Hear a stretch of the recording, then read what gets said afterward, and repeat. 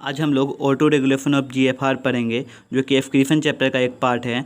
ये बहुत ही important topic है। आप पिछले ईयर के क्वेश्चन वगैरह देख सकते हैं, इस पे क्वेश्चन आते हैं। इस वीडियो को देखने के बाद आप एक बार एनसीईआरटी को देखें, और एफक्रिएशन चैप्टर इस वीडियो के अपलोड करने के बाद ख़त्म हो जाएगा। मेरे चैनल पर जितने भी मैंने अपलोड किए हैं, राफ के नाम से भी इसे जानते हैं। हमारे बॉडी में अगर जीएफआर को रेगुलेट करना होता है तो वो किडनी करता है। वो कैसे करता है वो हम लोग देखेंगे आज। सबसे पहले तो आप ये देख लीजिए, ये जस्टाग्लोमेरुलस एपरेटस है। इस जो डायग्राम मैंने लिया है इसको आपको समझना है।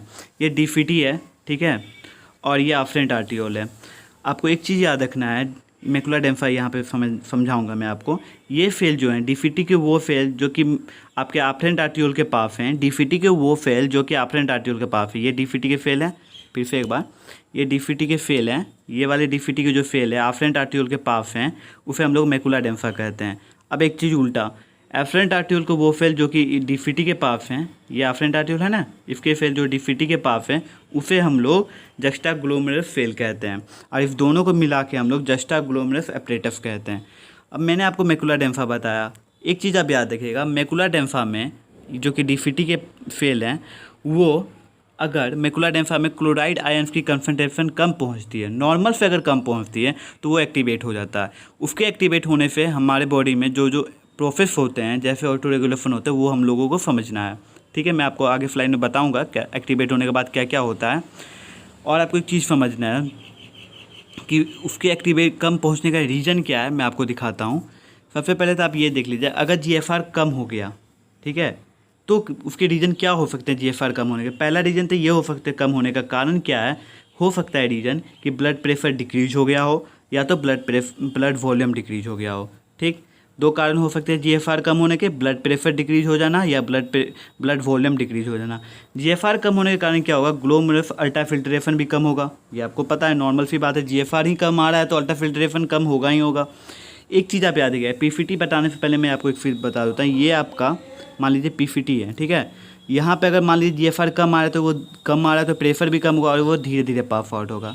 जो नॉर्मल टाइम है इसमें रहने का वो बढ़ जाएगा। पीफीटी में जो भी टाइम जीएफ रहता था तो उस टाइम बढ़ जाएगा। होगा क्या, पीफीटी जो है आपको पता है ज़्यादा रीअब्जॉर्प्शन करता है। इसमें ज़्यादा टाइम मिलने के कारण ये क्लोराइड आयन को ज़्यादा रीअब्जॉर्ब कर लेगा। Na और क्लोराइड आयन को ज़्यादा रीअब्जॉर्ब कर लेगा। जब क्लोराइड आयन ज़्यादा रीअब्जॉर्ब हो गया, मान लीजिए पहले 71 हो रहा था, 72 हो रहा था, अब 70% हो रहा था, अब 72 73 तरह के हो जाएंगे, परसेंटेज हो जाएंगे ऑब्जॉर्प्शन। उसके बाद क्या होगा, आप अनुमान लगा लीजिए, जब क्लोराइड आयन नॉर्मल से कम डीफीटी में पहुंचेंगे, ठीक है, तो मैकुला डेम्फा एक्टिवेट हो जाएंगे। मैकुला डेम्फा के जो फेल हैं एक्चुअली एक्टिवेट हो जाएंगे और स्टिमुलेट करके ये जस्टाग्लोमेरुलस फेल को एक्टिवेट करेंगे। ठीक है, मैंने आपको फिर से बता दूं, पीफीटी में ज़्यादा रीअब्जॉर्प्शन होने के कारण क्लोराइड के वो डीफीटी में कम पहुंच रहा है, और डीफीटी में कम पहुंचने के कारण मैकुला डेम्फा एक्टिवेट हो रहा है, और एक्टिवेट होने के कारण स्टिमुलेट होने के कारण जस्टाग्लोमेरुलस एपरेटस एक्टिवेट हो रहा है, जो कि जस्टाग्लोमेरुलस एपरेटस एक्टिवेट होने में के कारण ब्लड में वो रिलीज करेगा रेनिन को। ठीक है, ब्लड में क्या रिलीज करेगा, जस्टाग्लोमेरुलस फेल रेनिन को। और आपको पता है पहले से ब्लड में एंजियोटेंसिनोजन होते हैं जो कि लीवर बना के ब्लड में छोड़ दिए रहते हैं। ये एंजियोटेंसिनोजन मैं जो आपको बता रहा हूँ पहले से ब्लड में होते हैं जो कि लीवर बना के छोड़ देते हैं। रेनिन करता क्या है एक्चुअली, ये जो एंजियोटेंसिनोजन को है, ये वाले को एंजियोटेंसिनोजन को एक्टिवेट करता है। ठीक है, और इसके बाद एंजियोटेंसिनोजन को एक्टिवेट करने के बाद रेनिन क्या करेगा, उसको ब्लड में जो एक्टिवेट करने से उसको कन्वर्ट कर देगा एंजियोटेंसिनोजन 2 में। ठीक है, अब एंजियोटेंसिनोजन को 1 को किस होगा, फिर 2 में कन्वर्ट होगा, कौन करेगा, रेनिन करेगा, आपको याद रखना है। और मैकुला डेम्फा एक्टिवेट होने के कारण जस्टाग्लोमेरुलस फेल एक्टिवेट होता है जो कि रिलीज करता है रेनिन हार्मोन को। ठीक, मैं आपको फिर से एक चीज़ समझाता हूँ। ये जो रेनिन है, ठीक है, एंजियोटेंसिनोजन पहले से ब्लड में, उसको आपको कन्वर्ट कर देगा एंजियोटेंसिनोजन 2 में। अब एंजियोटेंसिनोजन 2 का फंक्शन हम लोग देखेंगे। वो जो एंजियोटेंसिनोजन है, ठीक है, 2 जो है एक वैसोकंस्ट्रिक्शन का काम करता है। वो ब्लड वेसल जो होते हैं ना, उसके लूमेन को कॉन्ट्रैक्ट कर देगा। कॉन्ट्रैक्ट होने के कारण ब्लड प्रेशर इंक्रीज हो जाएगा। कॉन्ट्रैक्ट करने के कारण आपको पता है लूमेन कॉन्ट्रैक्ट करेगा तो ब्लड प्रेशर इंक्रीज हो जाएगा। ठीक है, उसके लूमेन कम होने के कारण उसके प्रेशर बढ़ जाएंगे बाहर आने के, ब्लड प्रेशर इंक्रीज।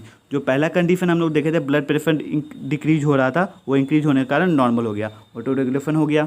अब एक चीज़ आपको याद रखना है, जो एंजियोटेंसिनोजन 2 है वो एड्रिनल ग्लैंड पे भी एक्ट करता है। और एड्रिनल ग्लैंड का एक पार्ट है जिसे हम लोग कहते हैं एड्रिनल कॉर्टेक्स। हम लोग पिछले कुछ वीडियो में देखेंगे आगे वीडियो में कि एड्रिनल ग्लैंड आखिर करता क्या है, उसके फंक्शंस क्या है, मैं आपको बताऊंगा, अपलोड करूंगा आगे।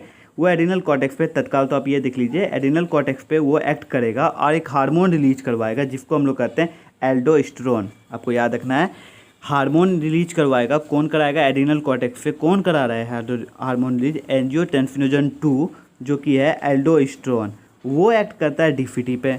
और डीफीटी पे एक्ट करके वो क्या करेगा? सोडियम का रीअब्जॉर्प्शन को ज़्यादा करा देगा। सोडियम रीअब्जॉर्ब जो होता है उसको ज़्यादा करेगा। और आपको पता है सोडियम जहाँ भी जाता है अपने साथ क्या लेके जाता है? वाटर। मैंने आपको बताया था सोडियम जहाँ भी जाता है अपने साथ वाटर लेके जाता है। आप देख लीजिए उसके कारण क्या होगा? ब्लड वॉल्यूम जो डिक्रीज हुआ था वो भी नॉर्मल हो जाएगा। ये ऑटो रेगुलेशन हो गया। और इसी सारे सिस्टम को हम लोग राफ कहते हैं, मतलब रेनिन एंजियोटेंसिन एल्डोस्टेरोन सिस्टम। ठीक, अब आपको ये वीडियो अच्छे से समझ में आ गया होगा। मैं डायग्राम से फिर से एक बार आपको बताऊंगा अंत में। अब एक चीज़, कंडीशन आप लोग और ले लीजिए। By chance blood volume increase हो गया। पहले वाले कंडीशन में आपने देखा था ब्लड वॉल्यूम डिक्रीज हुआ था GFR कम होने के कारण एक्चुअली। तो अब इसमें इंक्रीज होने के कारण क्या होगा? राइट एट्रियम जो है हमारा, ठीक है, उसके वाल जो होते हैं, यहाँ वाल होगा, गलती से के लिखा गया है, वो डिस्टेंड कर जाएंगे। ठीक है, और आपको पता है हार्मोन एक रिलीज होगा। एक्चुअली वीनस रिटर्न ज़्यादा होने के कारण ये डिस्टेंस कर जाते हैं। वीनस रिटर्न ज़्यादा हो जाएगा क्योंकि ब्लड वॉल्यूम इंक्रीज हो रहा है, तो हार्मोन एक रिलीज करेगा जिसको हम लोग कहते हैं ANP और ANF। ठीक है, और ये क्या करेगा? फिर उसे नॉर्मल कर देगा। ठीक, उस पर एक्ट करके उसको नॉर्मल कर देगा।